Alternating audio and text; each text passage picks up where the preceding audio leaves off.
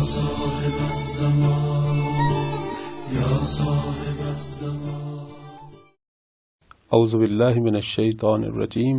بسم اللہ الرحمن الرحیم. الحمد للہ رب العالمین والصلاة والسلام علی محمد وآلہ طیبین الطاہرین.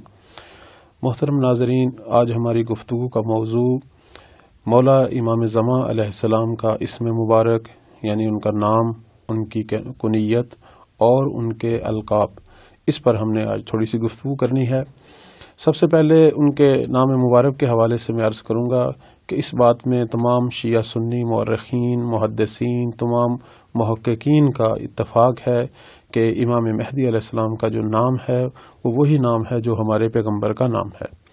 مہدی ان کا لقب ہے، مہدی نام نہیں ہے، بلکہ نام وہی ہے جو ہمارے پیغمبر اکرم صلی اللہ علیہ وآلہ وسلم کا نام ہے. یعنی آپ کا اسم مبارک حضرت امام محمد ابن الحسن علیہ السلام ہے.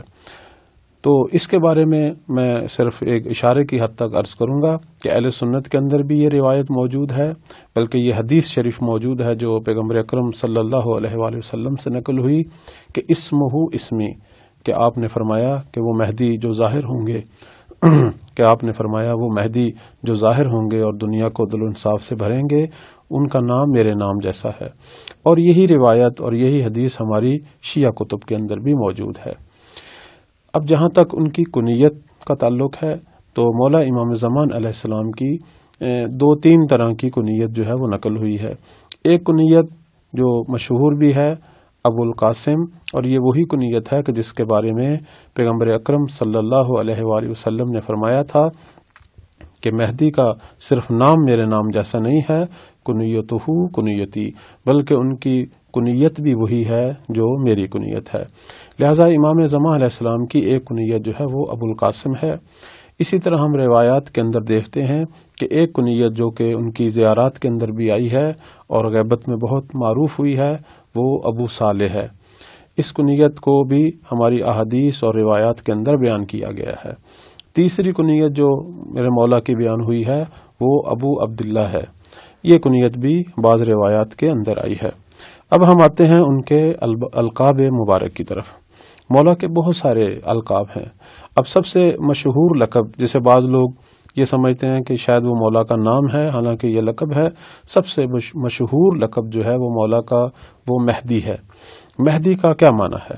اس کے حوالے سے میں ایک حدیث آپ کی خدمت میں بیان کرتا ہوں کہ امام باقر علیہ السلام سے یہ پوچھا گیا کہ کیوں قائم آل محمد کو جو ہے وہ مہدی کہا جاتا ہے، تو آپ نے فرمایا کہ وہ اس لیے انہیں مہدی کا نام دیا گیا ہے کہ وہ لوگوں کو ان چیزوں کی طرف ہدایت کریں گے کہ جو چیزیں لوگ بھول چکے ہیں، جو چیزیں لوگ گم کر چکے ہیں، جس کی طرف لوگ متوجہ نہیں ہیں. اور یہ یقیناً وہی مسئلہ امامت و ولایت ہے کہ جسے غالب مسلمان جو ہیں وہ بھول چکے ہیں. اس طرح بعض روایات میں ہم یہ بھی دیکھتے ہیں کہ اس لیے انہیں مہدی کہا جائے گا کہ یہ اللہ کی طرف سے ہدایت یافتہ ہوں گے اور اللہ کی ہدایت کو لوگوں کی طرف منتقل کریں گے. تو سب سے مشہور لقب جو سنی شیعہ روایات میں ذکر ہوا ہے وہ یہی لقب مہدی ہے. اس کے علاوہ ہم دیکھتے ہیں کہ ایک اور معروف لقب جو مولا کا بہت زیادہ ذکر ہوتا ہے وہ لفظ قائم ہے. قائم کا معنی جو ہے وہ کھڑا ہونا ہے، قیام کرنا ہے. اب اس لقب کے بارے میں بھی مختلف روایات ہیں. میں ایک روایت آپ کی خدمت میں بیان کرتا ہوں کہ مولا امام رضا علیہ السلام سے یہ پوچھا گیا کہ کیوں صاحب الامر کو، مولا امام مہدی کو لفظ قائم کے ساتھ جو ہے وہ یاد کیا گیا ہے. فرمایا کہ اس لیے کہ وہ حق کے ساتھ قیام کریں گے، ان کا قیام حق ہوگا، اور یہ وہی مبارک قیام ہے کہ جس میں پوری دنیا کی جو ہے وہ تقدیر بدلے گی، پوری دنیا میں ایک عالمگیر انقلاب آئے گا، اور دنیا جو ہے وہ جو ظلمت میں گھری ہوگی وہ عدل و انصاف کے اجالے سے روشن ہو جائے گی. ایک تیسرا لقب جو مولا کا بہت زیادہ ذکر ہوتا ہے وہ لفظ منتظر ہے. ایک لفظ منتظر ہے، ایک منتظر. اگر ہم اس کو زیر سے پڑھیں گے یعنی ہم جو کہ انتظار کر رہے ہیں، جبکہ لفظ منتظر اگر زبر سے پڑھیں گے تو منتظر کا معنی یہ ہے کہ جس کا انتظار کیا جائے گا. اس لقب کے بارے میں ہم روایات میں دیکھتے ہیں، مثلا مولا امام تقی علیہ السلام سے جب یہ پوچھا گیا تو فرمایا کہ چونکہ ان کی غیبت بہت طولانی ہوگی اور لوگ ان کا انتظار کریں گے، ان کے ظہور کا انتظار کریں گے، اور بعض لوگ جو ہیں وہ ان کے بارے میں شک و تردید کا بھی شکار ہو جائیں گے، وہ سمجھیں گے کہ شاید وہ ہیں ہی نہیں، حتیٰ کہ بعض لوگ انکار بھی کریں گے۔ یہ وہ لوگ ہیں کہ جو بالآخر گمراہ ہو جائیں گے اور ہلاک ہو جائیں گے۔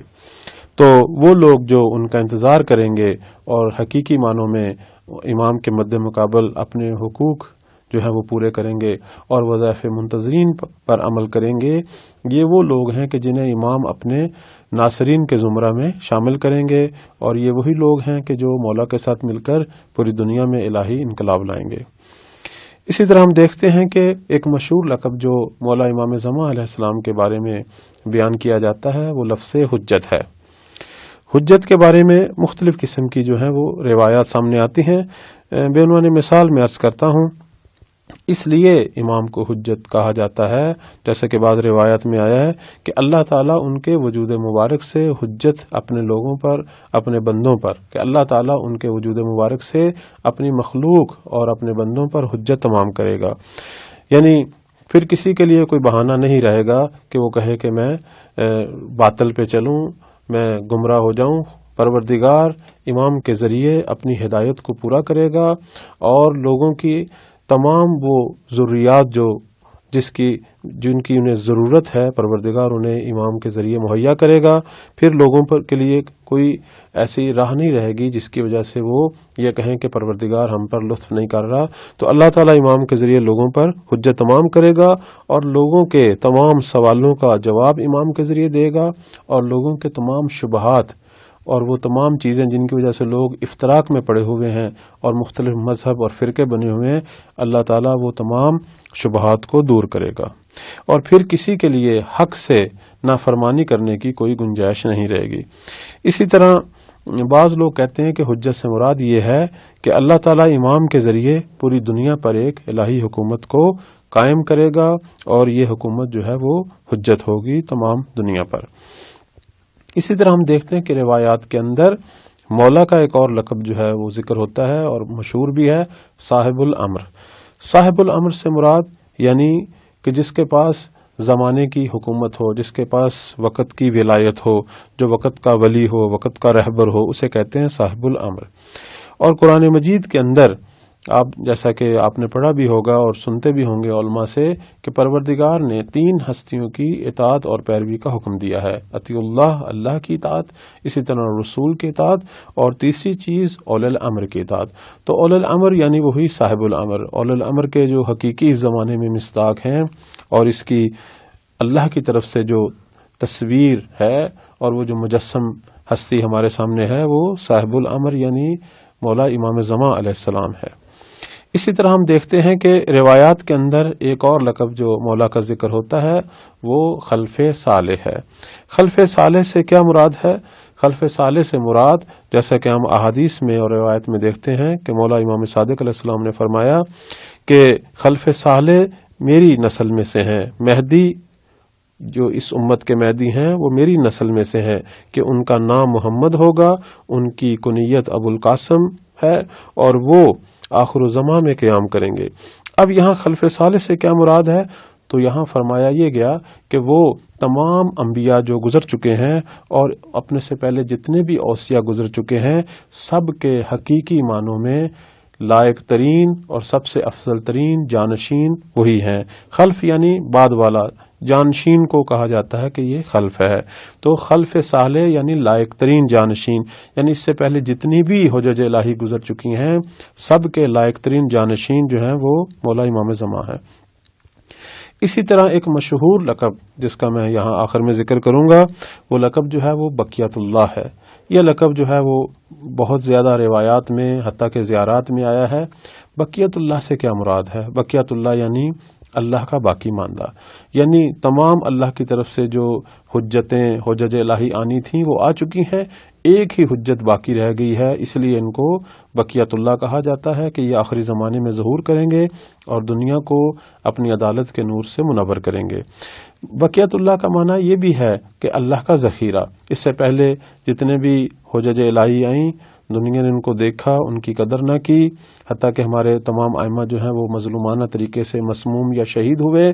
تو یہ واحد حجت تھی جسے اللہ تعالیٰ نے محفوظ کر لیا اس زمانے کے لیے کہ جب ایسے لوگ آئیں جو ان کی قدر و قیمت کو جانیں اور دل و جان سے ان کا ساتھ دیں، ان کی نصرت کریں، تو اس زمانے میں یہ ظاہر ہوں گے۔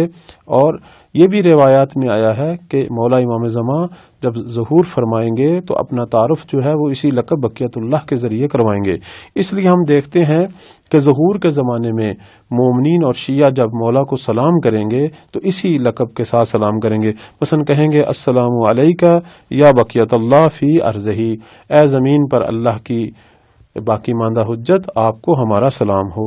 اور پروردگار ہم سب کو توفیق دے کہ ہم وہ زمانہ دیکھیں اور ہم بھی مولا کے اس لقب شریف سے مولا کی خدمت میں جو ہے وہ سلام بھیجے۔ اس کے علاوہ اور بھی بہت سارے القاب ہیں، منصور ہے، منتقم ہے، موعود ہے، اور بھی اس طرح کے کافی سارے القاب ہیں کہ انشاءاللہ اگر توفیق ملی تو پھر کسی پروگرام میں۔ مشہور یہی لقب تھے کہ جو آپ کی خدمت میں بیان کیے گئے ہیں، اور یہ نقطہ بھی میں آخر میں بیان کرتا چلوں کہ ہر لقب جو ہے وہ اپنے پیچھے خاص ایک معنی اور ایک خاص حکمت رکھتا ہے، تو ہم اگر اس معنی اور حکمت کو اچھی طرح جان لیں تو اس میں ہماری مولا کی طرف جو معرفت ہے وہ بھی بڑھے گی اور ہم مولا کو بہتر سے بہتر طریقے سے جو ہے ان کی شناخت پیدا کریں گے، اور جب شناخت اچھے طریقے سے پیدا کریں گے تو پھر اتنے ہی اچھے طریقے سے ان کی اطاعت کریں گے۔ اللہ ہم سب کو مولا کی معرفت حاصل کرنے اور ان کی حقیقی معنوں میں اطاعت کرنے کی توفیق عطا فرمائے۔